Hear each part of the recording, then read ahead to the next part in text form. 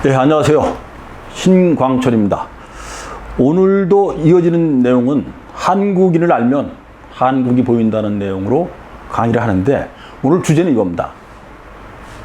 한국인은 왜 활을 잘 쏘는가 합니다. 활을 잘 쏴도 보통 비교가 대상이 없을 정도로 잘 쏘는 것이 아주 특별하기 때문에 거기에 대해서 제가 그동안 한국인에 대해서 연구해오고, 그 다음에 지금 요번에 올림픽 때 있었던 엄청난 사건일 수 있습니다. 구연패를 했다는 것. 4년씩 구연 계산을 하면 4, 9, 36년입니다. 그러면 따고 나서 계산해도 한 30여 년을 한 국가가 한 분야를 거의 싹쓸이하다시피 하는 그 능력은 도대체 어디에서 왔을까? 그 이유는 없다고 얘기하면 말이 안 됩니다. 어느 나라도 범접할 수 없는 그 분야에 특별하게 독점을 해왔다는 것은 분명한 이유가 있다고 저는 생각을 합니다. 그 이유를 찾아서 저는 오늘 들어가 보는데, 물론 제 이론은 제가 그동안 연구를, 한국인에 대한 기질과 정신을 연구하면서 찾았던 것을 제가 여기서 말씀드리지만, 제 말이 옳다는 얘기는 아닙니다. 다만 이런 건 있습니다. 제가 연구한 거 내에서 찾아보려고 노력을 했고, 여러분들은 또 여러분 나름대로 생각하는 것이 있을 수 있습니다. 근데 제가 이것을 자료를 찾으면서 제가 느꼈던 건 이겁니다. 이유를 어디에서도 이야기한 사람이 제가 알기로는 찾아내지 못했습니다. 그것도 특별했어요. 우리가 구연패를 했다고 30여 년을 양궁에 대해서 독점을 했는데 어떻게 그걸 분석한 자료가 없을까? 그래서 제가 찾아봤는데 없어서 결국은 제 자신의 이론을 만들 수밖에 없었습니다. 이 만드는 건 제가 몇 번 말씀을 드리지만 이 똑같은 내용하고 계속 이어지는 겁니다. 극단의 한국인, 극단의 창조성이라는 거는 제가 한국인의 정신과 기질, 문화를 전반적으로 묶어서 연구한 거를 만들어낸 책인데, 이 이야기에서 상당 부분이 나오고, 그 다음에 환단곡이란 책, 환단곡이를 제가 소설로 썼는데 그 내용의 상당 부분을 또 뽑아서 그 내용하고 여기하고 연결될 수밖에 없습니다. 그래서 결국은 이 두 책에서 뽑아서 만들었음을 이 자리에서 제가 말씀을 드립니다. 진짜 한국인은 제목은 이겁니다. 왜 활을 잘 쏠까? 어떤 원인이 없이 어떤 현상이 일어나는 것은 있을 수가 없습니다. 더구나 한 번, 두 번 우연히 어떤 그때의 특별한 사건을 만들어내주는 상황이 만들어져서 일이 벌어질 수는 있지만, 30여 년을 한 나라가 올림픽의 한 분야, 활의 한 분야를 독점을 했다는 것은 진짜 분명한 이유가 있다고 생각을 합니다. 저는 이유를 여러 군데서 이제 찾을 수 있지만, 우선 우리가 어느 정도의 대단한 것을 지금 갖추고 있는가를 갖다 한번 먼저 살펴보도록 하겠습니다. 여자 개인 양궁은 9번 중에서, 우리가 참가한 일에 9번 중에서 8번을 우승을 했습니다. 9번 중에 8번. 그것도 금메달. 그것도 싹쓸이 거의. 그 다음에 여자 단체도 놀라운 기록을 또 보입니다. 그것은 9번 참가를 해서 모두 다 우승을 합니다. 참 역사적으로 유례를 찾아볼 수 없는 일입니다. 어느 분야나 한 나라가, 한 개인이 독점을 30년 이상 하는 경우는 유례를 찾아볼 수가 없습니다. 근데 이런 현상은 도대체 어디에서 나왔을까 이겁니다. 여자 개인은 진짜 2008년에 한 번 빼놓고는 모두 다 우승을 했고, 여자 단체는 1998년부터 2020년까지 무려 30년을 했습니다. 안산이라는 사람, 요번에 이 경력 여러분들 나온 거 아시죠? 저는 집에 TV가 없어서 이런 거 제대로 잘 보진 못했지만, 제가 그 기사를 접하면서 제가 느꼈던 것들입니다. 안산이라는 한 활을 쏘는 저 사람이 세계 기록을 세우죠. 근데 무려 3사람이 활을 쐈는데, 여자 셋이 활을 쐈는데, 이 3사람이 모두 세계 올림픽 신기록을 세웁니다. 있을 수 있는 일 같아요. 1위, 2위, 3위를 독점을 해버렸습니다. 이거는 다 갈아치워 버린 거예요. 진짜로 놀랍습니다. 사실은 이 활을 가만히 제가 분석을 해보니까 너무 간단한 원리입니다. 뾰족하게 만든 살을 활이라는 걸 이용을 해서 휘어진 그 탄력을 이용해서 어느 목표 지점에 정확하게 맞추면 되는 겁니다. 아주 단순합니다. 근데 이 양궁은 70m 거리를 뭐 몇 개의 과정이 있지만 마지막 그 올림픽 그 결승전에 가까워질수록 70m 거리를 누가 많이 중심에 가까이 맞추느냐가 있습니다. 이 경쟁이 아주 단순한데 단순한 걸수록 세상은 힘든 거 아시죠? 단순한 것을 남하고 경쟁해서 이기기는 아주 어렵습니다. 그 이유는 복잡한 문제가 있으면 기술적인 개발이나 방법을 찾아내면 되지만 이거는 우리가 말 잘하기가 어려운 거는 모두 다 말을 하기 때문에 그 중에서 말 잘하는 것이 남한테 눈에 띄기가 어려운 겁니다. 글 잘 쓰는 거가 너무나 보편적이기 때문에 글 잘 쓰는 것을 만들어내기가 어렵습니다. 활도 그냥 활을 그냥 쏴서 정확하게 그냥 가운데 하나 맞히는 방법 외에는 아무것도 없습니다. 이 방법을 이겨야지만이 가능한 겁니다. 네. 개인전 16강까지는 16발을 쏘고요. 18발을 쏘고 8강부터 결승까지는 12발을 쏘는데 이거 진짜 정중하게 맞추면 되는 겁니다. 근데 이 단순한 원리가 가장 우리를 힘들게 하죠.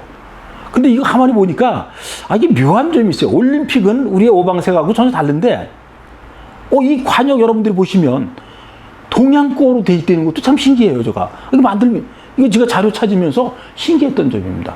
우리가 지금 빨강, 노랑, 파랑하고 그다음에 적과 백이잖아요. 참 흑과 백이잖아요. 이 오방색이. 근데 이 관역도 우리가 그 좋아하는 오방색. 오방은 어디에서 나왔다 그랬죠? 제가 분명히 여러 번 말씀드리지만 음양의 탄생을 처음으로 만들어낸 지역은 동북아 지역입니다. 동북아에서 문명이 음양이 탄생을 하고 삼태극이 나오고 음양 오행이 나왔다는 얘기를 제가 말씀드린 적이 있습니다. 근데 이것도 정확하게 묘하게 이 음양 오행의 5가지 색, 오방색을 띄고 있더라고요. 한번 보겠습니다. 이건 지금 영화의 한 장면입니다. 영화의 한 장면이 아니라 영화에 있었던 대사 하나죠. 두려움은 직시하면 그뿐. 그렇죠. 두려움을 자기가 바라볼 수 있으면 그건 성공한 겁니다. 두려움을 자기가 몸에서 가지고서 그걸로 인해서 내 몸이 흔들리면 문제가 되지만 그것을 객관적인 입장에서 내 두려움을 바라볼 수 있다 그러면은 그것은 대인입니다. 큰 사람이고 깨달은 사람만이 가능한 겁니다. 근데 그 다음 말이 더 멋있습니다. 바람은 계산하는 게 아니라 극복하는 것이다. 바람을 계산하는 것이 아니라 내 마음으로 극복하는 거랍니다. 근데 이번 올림픽 때는 이것보다 한 단계 더 나갔죠. 극복한 후에 바람을 계산해서 그 다음에 심장박동에 그것까지 다 계산을 해서 정확하게 맞추는데 이익을 담당하게 해준 사람이 있죠. 그게 현대였습니다. 그 부분은 뒷부분에서 말씀을 드리도록 하겠습니다. 제가 이번에 이제 분석이 이제 본론으로 들어가는데 한국인이 활을 잘 쏘는 이유, 한국인은 왜 활을 잘 쏠까 합니다. 3가지로 제가 분석을 했습니다. 먼저 우리는 활을 우리가 기계 막히게 요번에 잘 쐈고 30년 동안 독점을 해온 이런 현상을 제가 좀 전에 제가 아주 간략하게 핵심만 말씀을 드렸습니다. 그러면은 이것이 우리 고대에는 안 그랬을까? 고대에도 활을 잘 쐈습니다. 고대에도 분명 활을 잘 쐈는데 그 이유가 있을 겁니다. 그래서 지금 잘 쐈고 고대에 잘 쐈습니다. 그러면은 그 잘 쏜 이유가 있을 거 아니에요. 그것을 저는 한국인의 문화 유전자 속에서 찾으려고 노력을 한 겁니다. 제일 핵심은, 오늘의 핵심은 문화 유전자를 찾아내는 겁니다. 왜 한국인은 활을 잘 쏠 수밖에 없는가? 그 이유는 전통과 우리의 문화 유전자 속에 분명히 좀 들어있다고 보는 겁니다. 그래서 그 이야기를 오늘 중점적으로 하고, 3번째 항목은 우리가 양궁이 세계적으로 나가는데 지금 현 상황도 중요하잖아요. 현 상황 속에서 우리는 어떤 것을 가지고 있느냐면 아주 공정한, 아주 냉정한 경쟁을 통해서 가장 강한, 가장 능력 있고 잘 쏘는 사람을 우리가 분별해냈다는 겁니다. 그리고 현대에서 지원을 해준 것도 중요한 요소 중에 하나입니다. 그래서 결국은 제가 오늘 말씀드리고자 하는 건 이겁니다. 전통적으로 우리가 활을 지금 잘 쏘고 있고 현재도 잘 쏘고 있는데 그것은 과거에도 잘 쐈다. 그럼 이 잘 쏘게 된 원인이 분명히 있을 거다. 그것은 우리의 문화유전자 속에서 찾아보자. 그리고 현재 우리가 지원과 그 다음에 경쟁 속에서 선발하는 과정을 아주 투명하게 했기 때문에 찾아낼 수 있다는 것을 큰 흐름으로 잡았습니다. 그럼 세부적으로 제가 이제 하나하나 찾아보도록 하겠습니다. 우선 전통적으로 잘 쓰는 것들을 우리가 찾아보도록 하면 우리는 이런 게 있습니다. 고대에 저는 우리나라의 민족성을 연구를 하면서 결국 고대까지 올라갈 수밖에 없습니다. 그래서 제가 환단고기를 말씀을 드리는 건데 환단고기 안에 위대한 것들이 너무 많이 들어있기 때문에 그 다음에 우리가 몰랐던 것들이 너무 많이 들어있기 때문에 제가 환단고기를 계속 언급을 하게 되는 겁니다. 우리의 몰랐던 것들, 우리의 정신이 도대체 어떤 정신을 가지고 우리는 어떤 사상을 가졌는가에 대해서 그 환단고기 내에 들어있는데 그것들이 지금 우리 DNA하고 분명히 좀 연결되고 있다고 보는 겁니다.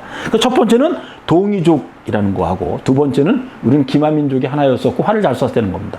그 다음에 우리는 늘 최고의 무기를 활로 보았다는 겁니다. 우리 동북아에 있었던 일본까지 포함해서 동북아에 있었던 나라들의 공통점들은 다 다른 특성을 가지고 있는데 우리 동이족들이 가지고 있는 그리고 우리 조선이라고 얘기하는 조선족이 가지고 있는 특성은 활을 잘 쐈다는 겁니다. 그래서 이 세 가지를 중점적으로 전통에서 찾는 건 이 세 가지로 찾아보도록 하겠습니다. 그럼 먼저 우리가 동이족인 뭔가? 여러분들은 동이족 그렇게 이해하면 이렇게 얘기할 수 있습니다.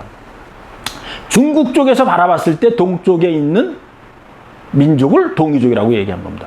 물론 지금 우리는 사전에 이렇게 적혀 있습니다. 오랑캐라고 적혀 있죠. 근데 이 오랑캐라는 뜻은 민족적으로 열등하고 부족하고 낙후된 민족을 일러서 중국인들이 이야기하는 것이 오랑캐입니다. 근데 우리는 이를 얘기하면서 동쪽에 있는 오랑캐라고 우리 스스로를 열등, 추락시키고 있는 상황을 우리가 가지고 있습니다. 그러니까 우리 역사가 그만큼 왜곡이 돼 있다는 겁니다. 어쨌든 오늘 주제는 그게 아니니까. 어쨌든 동이족은 중요한 것은 세계 문화를 처음으로 창조한 민족들이 모여 있었던 것이 동북아에 있었다. 그 동북아의 핵심 국가가 이족이 만들었는데 그 이족은 제가 예전에 말씀드렸지만 한국, 단국, 고조선이 있다고 말씀드렸습니다. 이 세 나라 중에 이 세 나라가 결국은 동북아 역사, 문화, 사상을 창조해냈는데 거기에 보면 이 이라는 글자가 만들어진 이유를 여기에 설명을 드리면 이겁니다. 이 이자는 자세히 보시면 큰 대자에 활공자로 되어 있습니다. 큰 활을 쏘는 민족이라는 겁니다.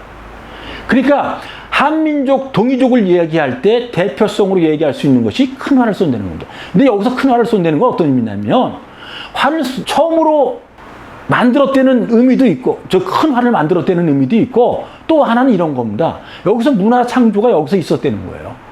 이 문화 창조를 만드는 역량이 결국은 활을 잘 쏘는 거하고도 없는. 여러분들이 지금 그림 보고 계신 거 있죠? 예? 고구려 무용총에 있는 수렵도입니다. 양을 향해서 활을 쏘고 있는 모습입니다. 근데 활이 생각보다 적죠. 우리 조선의 궁, 한민족의 궁, 동이족의 궁은 대체적으로 다 작았습니다. 작았으나 멀리 나가고 관통력은 강했다는 것이 지금 우리 역사 기록을 찾아보면 여러 군데서 보입니다. 밑에는 호랑이를 향해서 쏘고 있습니다. 우리 이렇게 웅운한 민족이었고 결국 무기 체계에서 활을 중심으로 다뤄왔다는 겁니다. 그게 우리 동이족의 대표적인 거라고 말씀을 드릴 수 있습니다. 그 다음에 두 번째는 기마민족의 요소를 우리가 가지고 있는 겁니다. 근데 이 기마민족은 활을 잘 쏘는 기마민족은 세계적으로 유래를 찾아볼 수가 없습니다. 우리가 이런 얘기를 하면 여러분들 어떻게 생각할지 모르지만 동양 문화는 산업혁명 이전까지는 절대적으로 유럽 문화를 앞질러 있었습니다. 산업혁명 이후가 돼서 겨우 유럽은 깨어나기 시작했고 결국은 지금까지 와서 전 세계를 정복하는 제국주의까지 만들어내고 현재 상황까지 만들어내고 있지만 산업혁명 이전에는 동양 문명이 절대적이었습니다. 여러분들이 말을 탈 때 이 발을 올려놓는 게 있습니다. 그 발을 올려놓는 거는 유럽에서는 아주 10세기 이후에 나옵니다. 몽골족이 유럽을 점령을 할 때도 그게 없었어요. 그러니까 이들은 말을 타면은 그냥 말 위에서 타고 가는 거지 우리처럼 말 위에서 쓰거나 말을 밑에서 바닥에 붙거나 회전을 하거나 이런 걸 할 수가 없었어요. 왜냐면 그 발을 낄 수 있는 게 없으니까, 고정할 수 있는 틀이 없으니까 그랬던 겁니다. 그래서 우리가 활을 가다가 뒤로 돌아서서 쓰고 있죠. 여러분 이거 보세요. 뒤로 돌아서서 사슴을 쏘고 있습니다. 그 이야기는 뭐냐면 발이 고정이 됐기 때문에 돌아서서 쏠 수 있는 거예요. 돌아서서 활을 쏠 수 있는 기마민족은 동이족이 최초였던 겁니다. 그것이 고구려로 개성되고 몽골로 개성이 되고 또 우리나라 조선으로 개성이 된 거예요. 조선에 와서는 이제 거의 이제 기마민족의적인 요소는 사라져 버리게 됩니다. 그러니까 우리는 접촉하지 않고 사용할 수 있는 무기 체계를 고대에서부터 가지고 있었습니다. 세 번째입니다. 근데 우리는 각궁을 만들었는데 이 각궁은 작고 야무져요, 아주. 근데 이건 7개의 자료로 만들어져 있다고 얘기를 하는데 물소 뿌리, 여기서 핵심적인 거는 각궁이라는 이름 자체입니다. 왜 각궁이냐? 이유는 겁니다. 뿔각자입니다.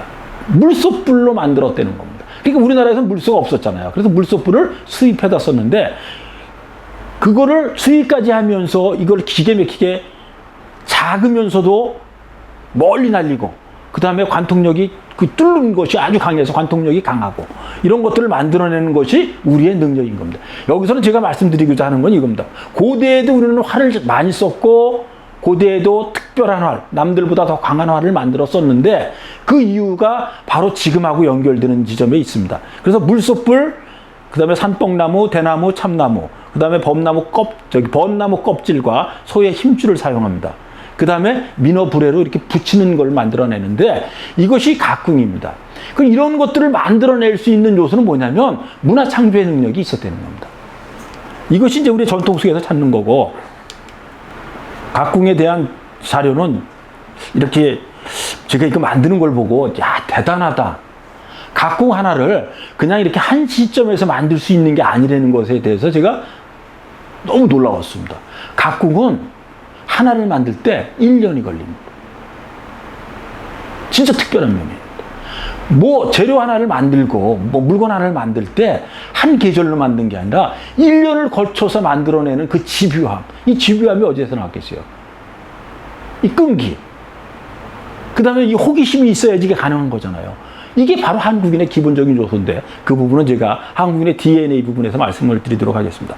활 제작 과정을 제가 가만히 들여다보니까 야 진짜 놀라웠어요.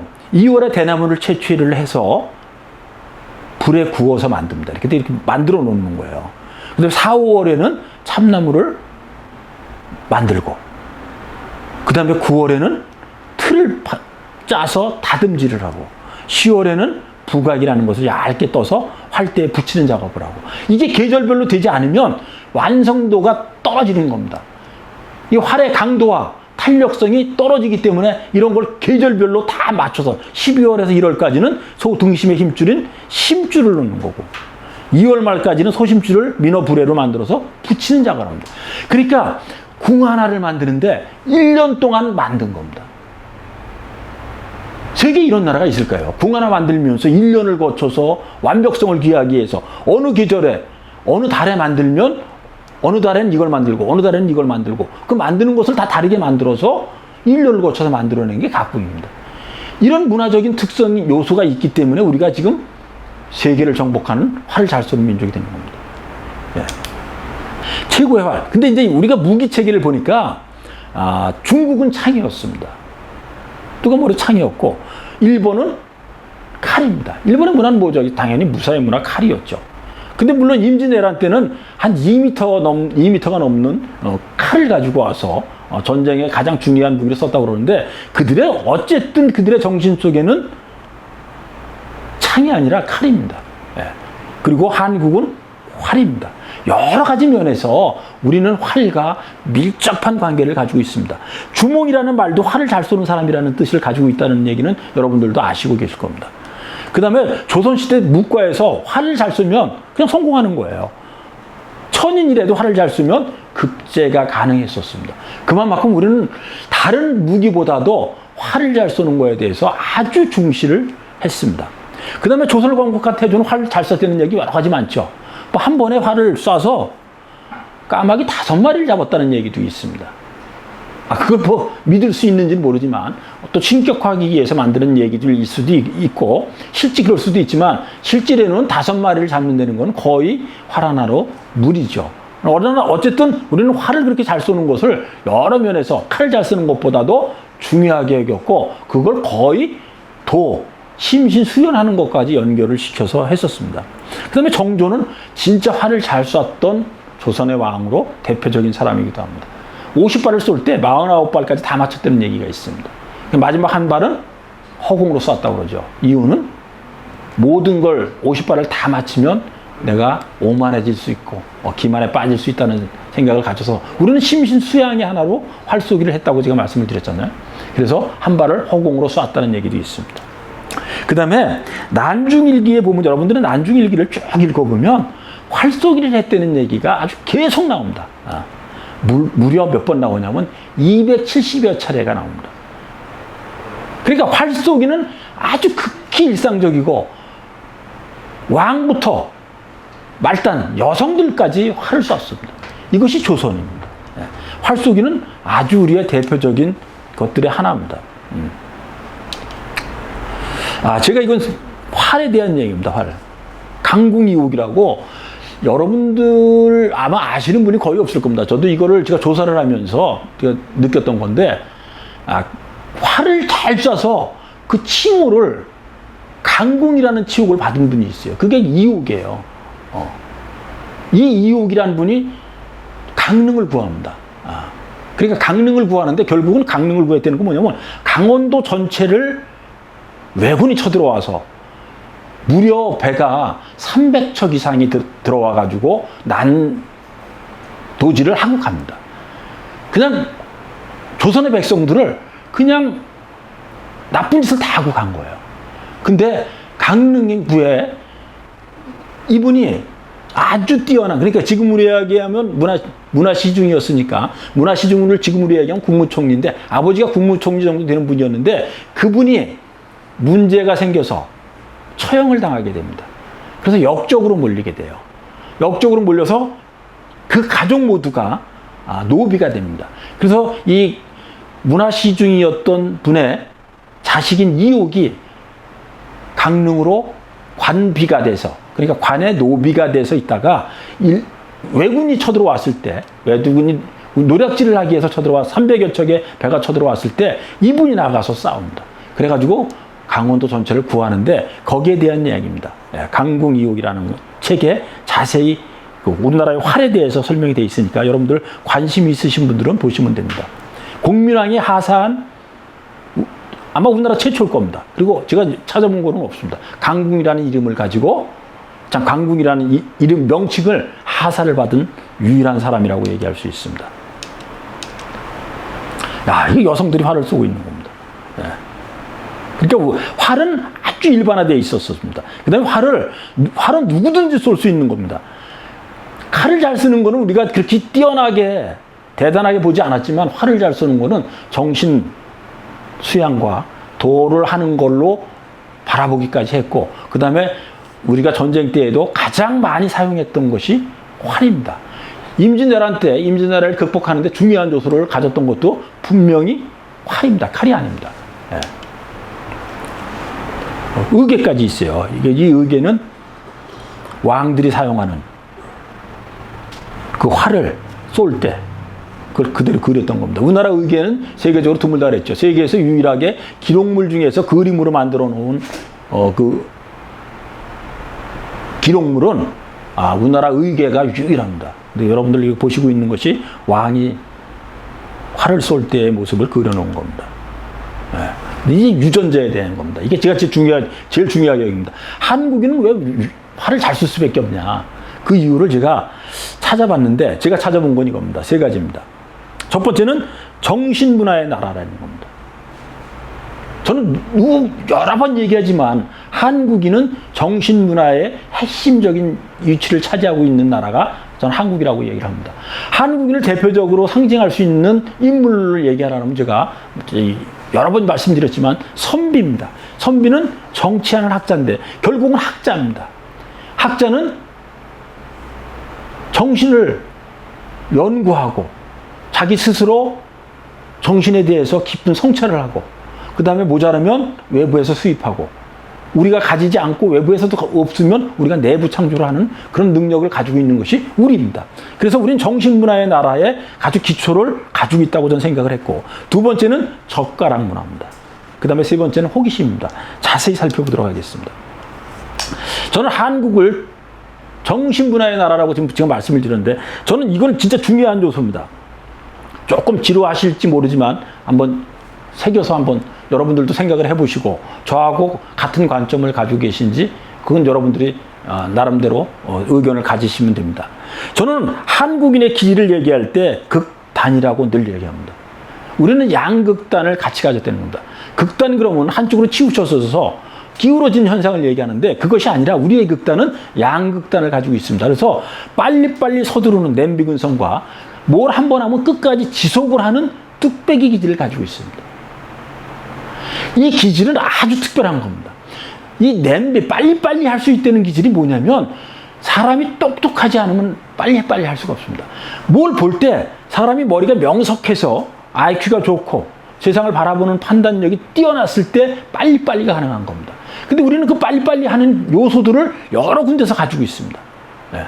그 다음에 그 반대편에는 뭘 한 번 하면 끝까지 이어지는 게 있습니다. 이것이 활 잘 쏘는 거하고 아주 중요하게 얘기합니다. 그 조금 더 들어가 보면 우리는 또 슬픔의 기질인 한이 있는데, 이 한이 뭐죠? 참고 견디는 겁니다. 그 다음에 흥은 뭘 기뻐서 즐겁게 끝까지 가는 기질을 얘기합니다. 제가 조금 더 구체적으로 들어가 보겠습니다. 예, 여러분들은 구체적으로 조금 들어가서, 이건 진짜 중요한 거기 때문에 한번 말씀을 드리도록 하겠습니다.